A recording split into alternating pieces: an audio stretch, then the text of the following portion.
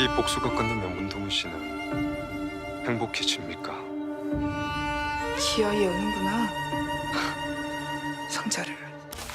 네 인생은 이미 태어날 때부터 지옥이었잖아. 입을 찢어버려야 하나. 뭐? 환영해. 전 세계 1위 글로벌 사로잡은 더 글로리. 야, 이 최근 공개된 더 글로리 파트 2가 뭐 그야말로 열풍입니다. 아 뜨거. 아, 뜨거. 진짜 네. 아 뜨거입니다. 혹시 보셨나요? 더글로리 파트 2?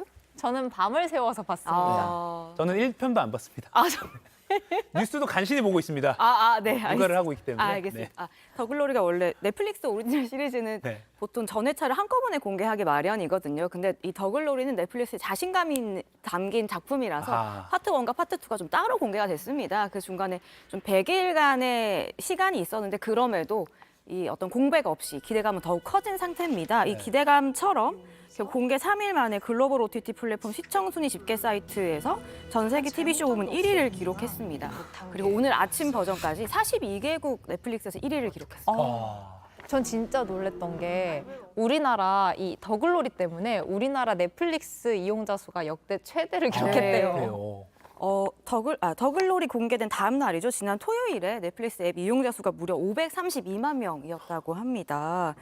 작품 공개 전날인 9일과 비교해 무려 61%나 증가한 수치입니다. 그리고 파트 1이 공개된 지난해 12월 30일보다는 52% 증가한 건데요.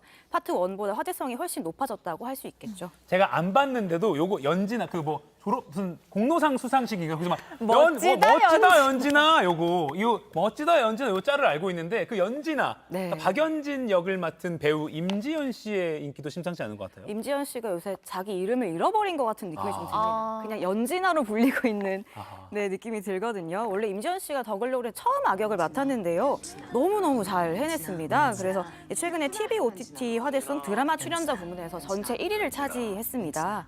그리고 다양한 해외 매체에서도 임지연 씨를 좀 집중을 하고 있다고 합니다. 임지연 씨는 더글로리 이후에 마당이 있는 집, 국민 사형 투표 등의 차기작을 확정해 놓은 상태입니다. 진짜 요즘에 뭐만 하면 사람들이 멋지다 누구야 맞아요. 이러는 것 같아요. 이 더글로리는 또 용두 용미 엔딩이라고 사람들이 이야기를 많이 하더라고요. 떡밥도 모두 회수가 됐고 맞아요. 그러면서 또 완성도 높은 결말을 보여줘서 많은 시청자분들이 좀 만족을 했던 것 같아요. 저도 정말 만족했습니다. 보통 이 복수극이라고 하면 정말 네. 그냥 마지막 결말에 이르러서 좀 어설픈 화해를 시키거나 용서를 시키거나 하는 좀 어설픈 엔딩이 있는데요. 더글로리는 화끈하게 복수를 해버리고 말았습니다. 그래서 용두 용미 엔딩에 대한 또 시청자들의 만족도가 굉장히 높은 편입니다. 주인공 송혜교 씨가 이 파트 2 공개 전에 모든 복선이 다 터진다고 예고한 바 있는데 정말 다 터졌습니다. 하나도 놓친 게 없이 다 터졌고요. 그리고 김은숙 작가가 내가 봐도 대본을 무섭게 잘 썼다고 자신감을 표시한 바도 있는데 또 이 자신감이 결과물로 나타났죠. 그리고 또 김은숙 작가가 아무래도 현실은 반대일 수밖에 없으니 주인공의 복수가 성공하는 쪽으로 가보려고 한다고 예고한 바 있는데 정말 성공을 했습니다. 완벽한 작품이라고 하기엔 좀 어렵습니다. 불필요한 노출씬이 좀 지적을 받거나 아니면 맞아요. 러브라인이 좀 아쉽다라는 말도 있는데요. 그럼에도 근래 공개된 작품 중에 제일 호평을 받은 작품이라는 건 부인할 수 없을 것 같습니다. 그러게 우리 사회에 준 메시지도 좀 상당했습니다. 학폭에 대한 다시 한번 관심을 좀 불러일으키게 된 것 같아요. 지금부터는 폭력에 관한 얘기를 전해드리겠습니다. 주로 학교 폭력 얘기입니다. 한 드라마에서 흔히 고데기라고 부르는 기구로 학교 친구를 괴롭히는 장면이 눈길을 끌었습니다. 그런데 이 장면은 17년 전 한 학교에서는 드라마가 아닌 실화였습니다. 드라마에서는 법이 너무 멀어 주인공이 복수에 나서죠. 현실에서는 가해자를 법정엔 세웠지만 별다른 처벌은 없었습니다. 김필준 기자가 17년 전 실화를 되짚어봤습니다.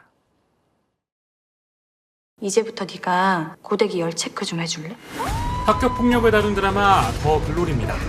17년 전 한 중학교에서도 극중에서처럼 뜨거운 물건을 이용한 학교 폭력이 벌어졌습니다.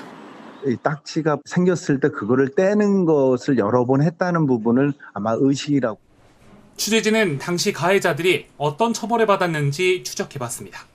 주동자로 지목돼 당초 구속까지 됐던 중학교 3학년 A양. 집단 흉기를 이용해 폭행한 혐의 등으로 재판에 넘겨졌습니다. 그런데 법원은 가정에 돌려보내 관찰하게 하는 수준의 처분을 내렸습니다. 법원이 내릴 수 있는 7가지 보호 처분 중 소년원 단기, 장기 송치 등 징역형과 비슷한 처분이 있는데 법원은 가해자들에게 부모님이나 법무부 보호관찰관으로부터 주기적으로 점검을 받는 수준의 처분을 내렸습니다. 이 처분은 그대로 확정됐고 가해자들에겐 전과도 남지 않았습니다. 드라마와 달리 현실에선 재판은 받았지만 별다른 처벌이 없었던 건 결과적으로 같았습니다. 해당 법원 측은 당시 초범이었던 점 등을 고려해 내린 결정으로 보인다고 설명했습니다. JTBC 김필준입니다. 학교폭력이 벌어지면 학생들 간의 분쟁을 해결해야 할 학교폭력대책심의위원회에서 학생에게 오히려 또 다른 상처를 입게 했다는 주장이 나왔습니다. 폭행 당했을 당시의 영상을 틀어둔 채 여러 차례 질문을 했다는 건데 이 학생은 트라우마가 재발해서 치료받고 있습니다. 자세한 내용 배양진 기자가 취재했습니다. 한 학생이 벗어나려는 다른 학생을 거세게 붙잡습니다. 그러더니 순식간에 어깨 너머로 내던집니다. 지난 6월 말 서울의 한 중학교에서 일어난 일입니다. 피해자 A군은 팔이 부러졌습니다. 정신과 치료도 받고 있습니다. 복도에서 졌잖아요. 그냥 그 복도를 못 떼요. 그런데 A군 측은 사건 2달 만에 열린 학폭위에서 더 큰 상처를 받았다고 말합니다. 심의위원들이 당시 CCTV 영상을 띄워놓고 심의를 진행했던 겁니다. 당시 회의록입니다. 피해 학생에게 CCTV를 자세히 봤냐고 묻습니다. 트라우마 때문에 못 본다고 항의해도 계속 질문합니다. 제대로 가르쳐가지고 안부 이 장면을 보면 이런 식으로요. 그때 그냥 떠올라가지고 힘들었어요 그냥. 나아졌던 증상은 다시 심해졌습니다. 정신과적인 진단서가 분명히 올라갔어요. 지금 트라우마 환자한테 무슨 짓을 한 거냐고. 다른 학폭위 심의위원들은 JTBC에 고의성을 알아보기 위해 질문이 필요했을 수 있다면서도 피해 학생 심의 때 영상을 트는 건 이례적이라고 말했습니다. 최근 학교폭력 사건이 늘어나는 가운데 이 같은 학폭위의 부실한 운영이 문제로 지적되고 있습니다. 학폭위엔 변호사, 심리상담사 등 전문가가 포함되어 있지만 실제 심의를 맡는 소위원회엔 참석하지 않는 경우가 많습니다. 심의위원 수도 부족해 전체 심의의 30%는 법정 기한인 4주를 넘겨 열리고 있습니다. 앞으로 인원을 충원해서 소위라도 심리상담사, 변호사들이 피해자에 대한 상처를 최소화시키고 서울시교육청은 심의위원회 연수와 교육에 노력을 기울이고 있다는 입장을 밝혔습니다. JTBC 배양진입니다. 학교폭력 방식이 점점 교묘해지면서 익명 어플리케이션을 통해 성매매를 강요하는 일도 있습니다. 그런데도 재판에 넘겨진 가해자들은 1심에서 집행유예 판결을 받았습니다. 김필준 기자입니다. 소셜미디어에서 2008년생, 2010년생 등 미성년자를 뜻하는 숫자와 학교폭력 은어를 검색해봤습니다. 아는 사람의 얼굴 사진을 올린 뒤 다른 노출 사진과 합성해달라고 하는 이른바 지인 능욕 글이 계속 나옵니다.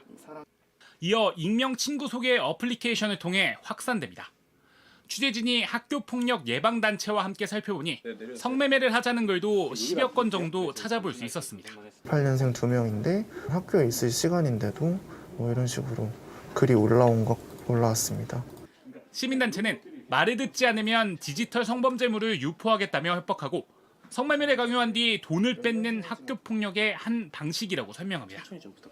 실제 이런 범죄로 재판에 넘겨진 가해자들의 1심 판결문 2건을 분석해봤습니다. 많게는 하루 10건의 성매매를 강요하고 수백만 원을 갈취했는데도 모두 실형이 아니라 집행유예 판결을 받았습니다. 진실되게 반성하고 소년범인 점을 고려한다는 게 공통된 이유였습니다. 피해자들은 계속해서 공포 속에 남겨집니다. 어느 누구도 나에 대해서 뭔가 보호를 해주지 않는다라는 그런 생각이라던가 언제든지 다시 한번 재유포가 가능하겠구나라는 걱정은 무조건 하게 될 수밖에 없는 거예요. JTBC 김필준입니다. 뭐 이렇게 드라마 자체가 흡입력이 있기도 했고 또 파트 1이 공개되고 나서 이제 어제 파트 2가 나오기 전까지 유명인들에 대한 학폭 사건이 계속 터졌고 고발도 있었어요. 그렇습니다. 대표적이었던 게 이제 국가수사본부장에 임명됐던 정순신 변호사가 이제 사퇴를 했었죠. 아들 학교폭력 사건이 있었는데 가해자는 서울대에 진학을 했지만 이제 피해자들은 트라우마에 시달렸습니다. 특히 이 사건은 학교폭력 이후에 발생하는 이제 법적 분쟁에 대한 물음표를 우리 사회에 던졌잖아요. 저희도 뉴스룸 통해서 이제 보도를 해드렸는데 정순신 변호사 측은 아들의 전학을 이제 막으려고 집행정지 신청만 이제 3차례 하기도 했었습니다. 가해자가 소송을 통해서 어떻게 더 피해자를 궁지에 몰 수 있는지를 보여주면서 학교 폭력에 대한 이제 심각성을 좀 보여줬습니다. 자, 이런 흐름 속에서 더 글로리 파트 2에 관심이 좀 몰리고 있는 그 그렇죠. 측면도 있지만 또 개인적으로는 김은숙 작가가 학폭이란 이런 민감한 주제를 드라마 주제로 썼다. 그 배경도 좀 궁금해요. 그렇습니다. 많은 분들이 궁금해하셨는데 작년 제작 발표회 때 김은숙 작가가 이제 본인도 고등학생 학부모여서 이제 학교 폭력이 화두다 이렇게 설명을 하면서 말을 했습니다. 들어보시죠. 근데 엄마는 내가 누굴 죽도록 때리면 더 가슴 아플 것 같아. 내가 죽도록 맞고 오면 더 가슴 아플 것 같아. 이러더라고요. 그래서 그 질문이 두 번째 충격이었고 너무나 지옥이었어요. 그러면서 이제 그 짧은 순간에 많은 이야기들이 확 펼쳐져서 곧바로 이제 시나리오를 쓰게 됐다 이렇게 설명을 했었죠. 네. 박진규 기자도 자녀가 있는 걸로 제가 알고 있는데 그렇습니다. 저런 질문 받으면 정말 마음이 아플 것 같아요. 생각하기도 좀 싫은 그런 상황인 거죠. 네, 어쨌든 그랬군요. 그럼 그 딸의 질문에 대해서 김은숙 작가의 결론은 뭐였나요? 예, 사흘 전에 관객과의 대화를 하면서 추가적으로 이제 설명을 했습니다. 더 글로리를 쓰면서 이제 답을 찾으려고 했는데 생각을 해보니까 죽도록 맞고 오면 해결 방법이 있겠더라.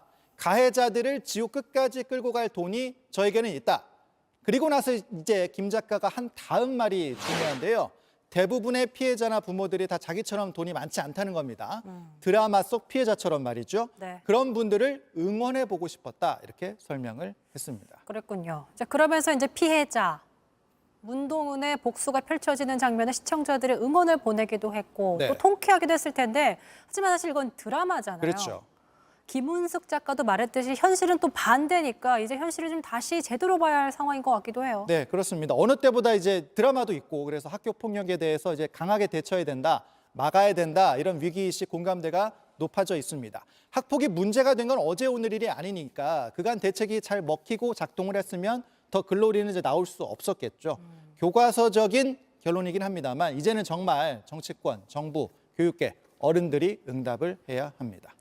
드라마가 끝나도 사실 여운이라든지 상처는 끝나지 않기 때문에 네. 정말 적극적인 대처가 나올지 저희가 한번 같이 지켜보고 취재해 보도록 하죠. 여기까지 듣죠. 박진규 기자였습니다. 수고하셨습니다.